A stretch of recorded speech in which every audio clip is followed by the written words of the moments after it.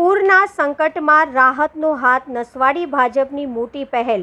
નસવાડી તાલુકામાં વરસાદથી અસરગ્રસ્ત પરિવારોની મદદે ભાજપ દ્વારા 200થી વધુ અનાજ કીટનું વિતરણ કરાયું।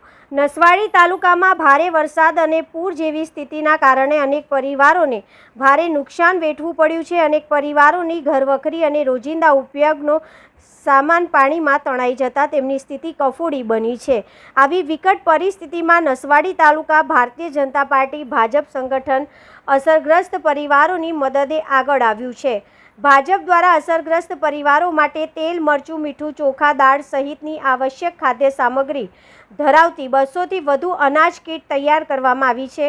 આ રાહત કાર્યમાં જિલ્લા પંચાયત કારોબારી અધ્યક્ષ લક્ષ્મણસિંહ સોલંકી સહિત જિલ્લા પંચાયત અને તાલુકા પંચાયતના હોદ્દેદારોએ પણ યથાશક્તિ મુજબ ફાળો આપ્યો છે। આ કીટ ભાજપના કાર્યકર્તાઓ દ્વારા અસરગ્રસ્ત લોકો સુધી પહોંચાડવામાં આવી રહી છે। અસરગ્રસ્ત પરિવારોને સહાય માટે ભાજપ દ્વારા હેલ્પલાઇન નંબર પણ જાહેર કરવામાં આવ્યો છે।